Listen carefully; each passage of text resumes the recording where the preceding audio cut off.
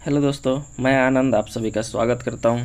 कैसे हैं आप लोग? उम्मीद करता हूं अच्छे होंगे, है ना। दोस्तों, आज हम लोग जो है आपके लिए बायोलॉजी का एक टेस्ट लेकर आए जिसमें लगभग 40 क्वेश्चन होंगे, है ना। इसमें लगभग 40 क्वेश्चन केवल बायोलॉजी से हैं। इसमें आप लोगों का कट ऑफ जो निर्धारित किया गया है ये 35 है, ठीक है। अगर आप 35 या उससे ऊपर सही ज़्यादा सही करते हैं तो बहुत ही अच्छा होगा, ठीक है। तो चलिए शुरू करते हैं इस टेस्ट को। अच्छे से आप लोग जो है इसके कमेंट बॉक्स में ज़रूर अपने स्कोर को बताइएगा, ठीक है। चलिए, आपका पहला क्वेश्चन है, आरएनए का मुख्य कार्य क्या होता है ना। डीएनए और आरएनए होता है, तो इसमें पूछा गया है कि आरएनए का मुख्य कार्य क्या होता है। कार्बोहाइड्रेट का संश्लेषण, लिपिड का संश्लेषण, प्रोटीन का संश्लेषण या इनमें से कोई इसका कार्य नहीं होता है। तो इसका आंसर क्या हो जाएगा? इसका आंसर हो जाएगा प्रोटीन का संश्लेषण, है ना। आरएनए क्या करता है? प्रोटीन का संश्लेषण करता है, ठीक है। चलिए, अब आपका अगला क्वेश्चन है, मस्तिष्क ज्वार जो होता है वो किसके कारण होता है। कुत्ता के कारण, कुत्ता के काटने के कारण, जीवाणु के कारण, कबूतर के कारण या फिर सूअर के कारण। तो इसका आंसर क्या हो जाएगा? ये होगा जीवाणु के कारण, बैक्टीरिया के कारण ये मस्तिष्क ज्वार होता है, ठीक है। चलिए, ये देखिए, ये बहुत ही अच्छा क्वेश्चन है और ये पूछा भी जाता है आपके एग्जाम में बहुत, कि वन जीन वन एंजाइम का विचार जो है किसने दिया था, बताइए। जैकब एवं मोनार्ड ने, ग्रिफिन ने, बीडल एवं टेटम ने, वाटसन एवं क्रिक ने। तो इसका आंसर क्या हो जाएगा? इसका आंसर होगा बीडल एवं टेटन ने दिया था, वन जीन और वन एंजाइम का सिद्धांत दिया था, ठीक है। चलिए, आपका अगला क्वेश्चन है, घेघा जिसको कि ग्वाइटर नाम से जाना जाता है इंग्लिश में, ये किस ग्रंथि के बढ़ने से होता है। थायराइड ग्रंथि, पैराथायराइड ग्रंथि, एड्रेनल ग्रंथि या पिट्यूटरी ग्रंथि। तो बताइए इसका क्या होगा? इसका आंसर हो जाएगा थायराइड ग्रंथि, है ना, जो कि गले में होता है। इसके कारण, इसके बढ़ने के कारण जो होता है घेघा रोग होता है, और घेघा रोग आयोडीन की कमी से होता है, आप सभी जानते हैं। जिस पौधे में फूल या बीज नहीं बनते हैं उसे क्या कहा जाता है ना। ये बहुत ही अच्छा क्वेश्चन है। जिस पौधे में फूल या बीज नहीं बनते उसे क्या कहते हैं? आर्किड, जिम्नोस्पर्म, क्रिप्टोगेम्स या फिर एंजियोस्पर्म। तो इसका आंसर क्या हो जाएगा? इसे कहते हैं हम लोग क्रिप्टोगेम्स, है ना। और जिसमें फूल लगते हैं उसे क्या कहते हैं? उसे कहते हैं हम लोग फेंड्रोगेम्स उसे कहते हैं, ठीक है। तो जिसमें नहीं बनते हैं पूछा गया, तो इसे कहते हैं हम लोग क्रिप्टोगेम्स, ठीक है। चलिए, अब है, हिपेरिन का निर्माण कहाँ होता है ना। हिपेरिन का निर्माण कहाँ होता है? वृक्क कोशिका में, दंड कोशिका में, अस्थि मज्जा में या फिर रिक्त कोशिका में। तो इसका आंसर क्या हो जाएगा? रिक्त कोशिका में, रक्त कोशिका में इसका जो है निर्माण होता है हिपेरिन नामक प्रोटीन का, ठीक है। चलिए, अब बताना है कि सूक्ष्मतम जीवित कोशिका कौन सी है। जीवाणु की, माइकोप्लाज्मा की, विषाणु की या फिर ईस्ट की। तो इसका आंसर क्या हो जाएगा? इसका आंसर हो जाएगा माइकोप्लाज्मा की। और इसका पूरा नाम क्या होता है? माइकोप्लाज्मा गैलीसेप्टिकमा, है ना। माइकोप्लाज्मा गैलीसेप्टिकमा इसका पूरा नाम होता है, ठीक है। कवक में जो भोजन संचित होता है वो किस रूप में होता है? स्टार्च के रूप में, फ्रुक्टोज के रूप में, ग्लूकोज के रूप में या फिर सुक्रोज के रूप में। बताइए ये किस रूप में होता है? इसमें कवकों में भोजन जो होता है वो ग्लाइकोजेन के रूप में होता है। किस रूप में होता है? ग्लाइकोजेन के रूप में ये भंडारित रहता है, इसे याद रखना है। सबसे मजबूत मांसपेशी कहाँ की होती है? बताइए, ये तो आसान है, आप लोग सभी लोग जानते हैं। सबसे मजबूत मांसपेशी होती है ये जबड़े की होती है, ठीक है। चलिए, अब है, गोलाकार प्रोटीन का उदाहरण इसमें से कौन सा है? गोलाकार प्रोटीन का उदाहरण कौन सा है? एलिटीन, कोलाजन, एल्ब्यूमिन या केरोटीन। तो इसका आंसर क्या हो जाएगा? एल्ब्यूमिन जो होता है ये गोलाकार प्रोटीन का उदाहरण होता है, ठीक है। चलिए, अब अगला क्वेश्चन है, डीएनए का संश्लेषण किस अवस्था में होता है? डीएनए का संश्लेषण किस अवस्था में होता है? इंटरफेज में, प्रोफेज में, मेटाफेज में या फिर एनाफेज में। तो इसका जो होता है इंटरफेज में इसका संश्लेषण होता है। डीएनए का संश्लेषण इंटरफेज में होता है। चलिए, एंजाइम की सर्वाधिक संख्या किस में पाई जाती है? ये बताना है कि एंजाइम जो होते हैं भोजन पचाने में सहायक, इसकी संख्या किस में सर्वाधिक होती है? शाकाहारी में, मांसाहारी में, सर्वाहारी में या फिर परजीवी में। तो इसका आंसर क्या हो जाएगा? सर्वाहारी में ना, जो कि साग सब्जी भी खाते हैं और मांसाहारी भी खाते हैं, तो दोनों जुट होता है, इसी कारण सर्वाहारी में सबसे ज़्यादा पाया जाता है। इसमें पूछा गया है, बुढ़ापे का अध्ययन को क्या कहते हैं? एग्जाम में बहुत आता है, ये बहुत बार एग्जाम में देखने को मिला है। बुढ़ापे का अध्ययन क्या कहलाता है? गायनेकोलॉजी, जियोलॉजी, जेरेंटोलॉजी या फिर जीनोलॉजी। तो ये इसका आंसर क्या हो जाएगा? जेरेंटोलॉजी, है ना। जेरेंटोलॉजी में हम लोग बुढ़ापे का अध्ययन कहते हैं। यकृत मतलब कि लीवर के अध्ययन को क्या कहा जाता है? बताइए। हेपेटोलॉजी, हेपेटोलॉजी या फिर हेपेटोलॉजी या फिर होरोलॉजी या फिर नीडोलॉजी। तो इसका आंसर क्या हो जाएगा? हेपेटोलॉजी जो है यकृत के लीवर के अध्ययन को क्या कहते हैं? हेपेडोलॉजी।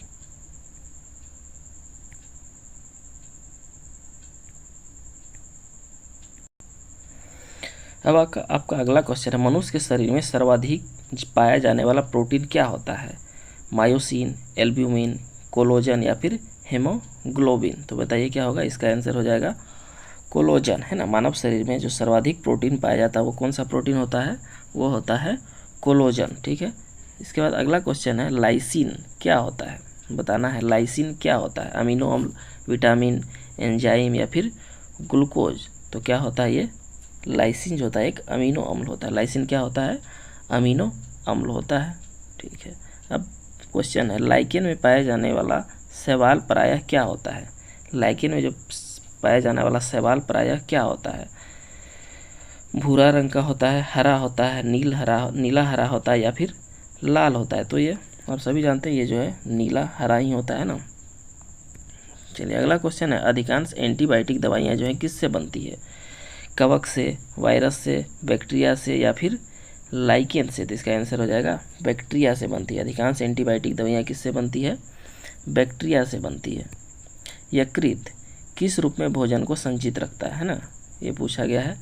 ग्लूकोज के रूप में, ग्लाइकोजन के रूप में, एल्ब्यूमिन के रूप में या फिर एटीपी के रूप में? तो इसका आंसर क्या हो जाएगा? ग्लाइकोजेन के रूप में यकृत जो है भोजन को संचित रखता है। केसिन प्रोटीन का सबसे अच्छा स्रोत क्या होता है? दूध, मस्तिष्क, मांस या फिर अंडा? तो इसका आंसर क्या हो जाएगा? दूध में जो है केसिन नामक प्रोटीन पाया जाता है। अब अगला क्वेश्चन है, तंत्रिका तंत्र के अध्ययन को क्या कहते हैं? तंत्रिका तंत्र के अध्ययन को क्या कहते हैं? न्यूरलिस्ट, न्यूरोटॉक्सिन, न्यूरोलॉजी या फिर न्यूरॉन? तो इसको क्या कहते हैं हम लोग? इसके अध्ययन को कहते हैं न्यूरोलॉजी। तंत्रिका तंत्र न्यूरॉन होता है तो उसके अध्ययन को कहते हैं न्यूरोलॉजी। कानों में कुल हड्डियों की संख्या कितनी होती है? 3 होती है, 6 होती है, 12 होती है या फिर 18 होती है? तो इसका आंसर क्या हो जाएगा? कानों में कुल हड्डियों की संख्या 6 होती है और कानों में ही सबसे छोटी हड्डी भी पाई जाती है। अगला क्वेश्चन है, चेहरे में, फेस में कुल कितनी हड्डियां होती हैं? 8, 12, 14 या फिर 22? तो इसका आंसर क्या हो जाएगा? इसका आंसर हो जाएगा 14। फेस में टोटल 14 हड्डियां जो है पाई जाती है। अगला क्वेश्चन है, सिल्क किससे प्राप्त होता है? सिल्क जो है किससे प्राप्त होता है? कोकून से, वयस्क से, लार्वा से या फिर अंडा से? तो इसका आंसर क्या हो जाएगा? कोकून से प्राप्त होता है। सिल्क किससे प्राप्त होता है? कोकून से प्राप्त होता है, इसे याद रखना है। जंतु जगत का जो सबसे बड़ा वर्ग है इसे क्या कहते हैं हम लोग? मोलस्का। जंतु जगत का जो सबसे बड़ा वर्ग है उसे मोलस्का, आर्थ्रोपोडा, इंसेक्टा या फिर पिसेंस? तो इसका आंसर क्या हो जाएगा? इसका आंसर होगा आर्थ्रोपोडा। आर्थ्रोपोडा वर्ग जो है ये सबसे बड़ा वर्ग है, इसी में सारे कीट पतंग जितने आते हैं आर्थ्रोपोडा में ही आते हैं, ठीक है। चलिए, पौधे का प्रजनन अंग कौन सा है इसमें? थ्रोम्बोसिन, हीमोफिलिया, निमोनिया, कोई नहीं? तो इसका आंसर क्या हो जाएगा? पौधे का प्रजनन अंग, अच्छा ये तो क्वेश्चन ही मुझे गलत लग रहा है, इसे छोड़ देते हैं, अगला क्वेश्चन की तरफ बढ़ते हैं। किस रोग में रक्त का थक्का नहीं जमता है? बताइए, थ्रोम्बोसिन, हीमोफिलिया, निमोनिया या फिर कोई नहीं? तो इसका आंसर क्या हो जाएगा? हीमोफिलिया में जो है रक्त का थक्का नहीं जमता है, आनुवांशिक रोग होता है हीमोफिलिया। अगला क्वेश्चन है कि शरीर में ऑक्सीजन की पूर्ति किसके माध्यम से होती है? बताइए, लाल रक्त कणिका से या फिर सफ़ेद रक्त कणिका से? बताइए, अगर 2 ही ऑप्शन आपके पास होता है इसका आंसर क्या दीजिएगा आप लोग? शरीर का जो ऑक्सीजन का परिवहन होता है किसके द्वारा होता है? तो इसका आंसर क्या हो जाएगा? अब हम लोग सभी जानते हैं इसका आंसर होगा RBC। लाल रक्त कणिका जो होती है ऑक्सीजन का जो है ना पूर्ति हमारे शरीर में करती है।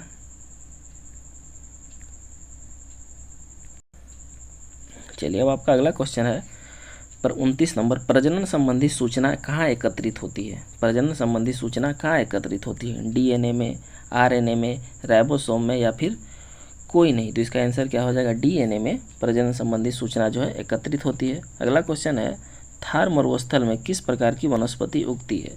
तो मरुस्थल में जो उगती है उसे ये पूछा गया क्या कहते हैं, हाइड्रोफाइट्स, जीरोफाइट्स, मेसोफाइट या फिर थैलोफाइट। तो इसका आंसर क्या हो जाएगा, जीरोफाइट। जो मरुस्थल में उगते हैं उसे हम लोग क्या कहते हैं, जीरोफाइट। ठीक है, चलिए, दूषित जल के पीने से कौन सा रोग होता है, हैजा, इन्फ्लुएंजा, मलेरिया या फिर तपेदिक। तो इसका आंसर क्या हो जाएगा, हैजा जो होता है ये दूषित जल से होता है, जो कि हम लोग जानते हैं कि अब तो इस पर कंट्रोल हो चुका है, लेकिन बहुत पहले इस पे जो है हज़ारों की संख्या में लोग मरते थे। पूरा गांव का गांव जो है हैजा के कारण साफ हो जाता है। ठीक है, चलिए, रोहा किस अंग की बीमारी है। देखिए, रोहा अगर सिर्फ दे दे तो बड़ा कन्फ्यूजन होगा, लेकिन यहाँ पे इसको इंग्लिश में लिख के आसान कर दिया है, ट्रैकोमा, है ना।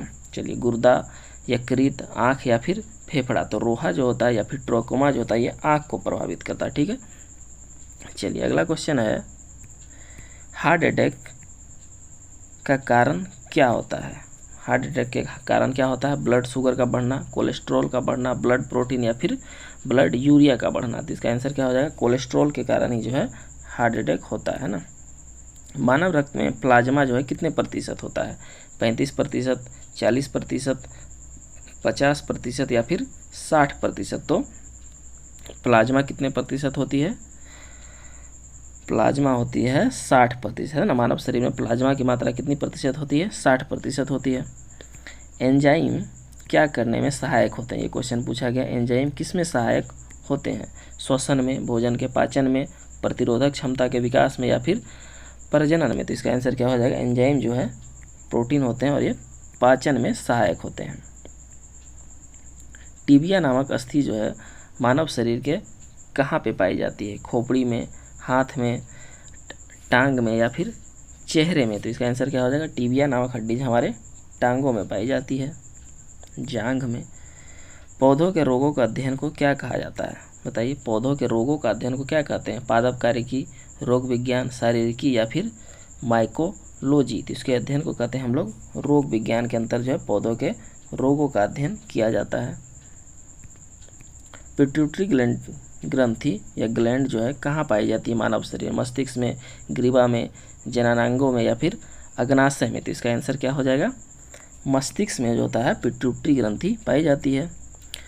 कौन सा विटामिन जो है दूध में नहीं पाया जाता है, तो vitamin A, vitamin B, vitamin C और विटामिन डी बताना है कौन सा नहीं पाया जाता। तो विटामिन सी। विटामिन सी कैसा होता है, खट्टा होता है, तो दूध में खट्टा नहीं पाया जाता, क्योंकि दूध में खट्टा देने से दूध जो है फट जाता है ना। चलिए, आपका अगला क्वेश्चन है, कार्बोहाइड्रेट में क्या होता है ना। कार्बोहाइड्रेट्स में आते हैं वसा और शर्करा, वसा, शर्करा, प्रोटीन, स्टार्च, शर्करा, प्रोटीन, स्टार्च और शर्करा। तो इसका आंसर क्या हो जाएगा, कार्बोहाइड्रेट में आते हैं स्टार्च और शर्करा, है ना। स्टार्च और शर्करा जो है कार्बोहाइड्रेट में आते हैं। ठीक है दोस्तों, ये हो गया आपके टोटल 40 क्वेश्चन। अब इसके जो है आप लोग कमेंट बॉक्स में बताइएगा आप लोगों ने कितने सही किया, और इसमें कटअप मैंने कितना आपका बताया है, 35+। अगर 35 आप लोग बनाते हैं तो ये जो है सही रहेगा। ठीक है, तो चलिए दोस्तों, मिलते हैं अगले टेस्ट में। धन्यवाद।